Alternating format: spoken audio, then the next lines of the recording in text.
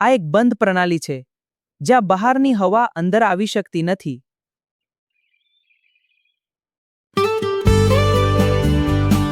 શરૂઆતમાં બધું સામાન્ય લાગે છે, જાણે જીવન પોતાની મસ્ત ગતિએ ચાલી રહ્યું હોય. જ્યાં સુધી ઓક્સિજન ઉપલબ્ધ છે ત્યાં સુધી જીવન અને જ્યોત બંને સુરક્ષિત છે. ધીમે ધીમે ઓક્સિજન ઘટે છે કારણ કે મીણબત્તી અને ઉંદર બંને તેનો ઉપયોગ કરે છે અને કાર્બન ડાયોક્સાઇડ અંદર જે એકઠો થવા લાગે છે.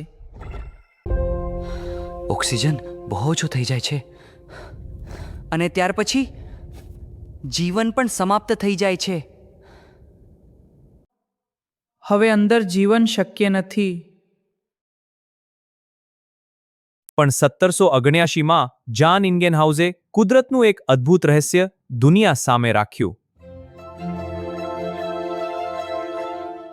જ્યારે સૂર્યના કિરણો અને એક નાનકડો છોડ આ બંધ દુનિયામાં પ્રવેશે છે ત્યારે ચમત્કાર થાય છે. સૂર્યની ઊર્જાનો ઉપયોગ કરી આ છોડ અશુદ્ધ હવાને શુદ્ધ કરે છે અને ઓક્સિજન મુક્ત કરે છે. કુદરતના અનોખા ચક્રને આપણે પ્રકાશ સંશ્લેષણ તરીકે ઓળખીએ છીએ.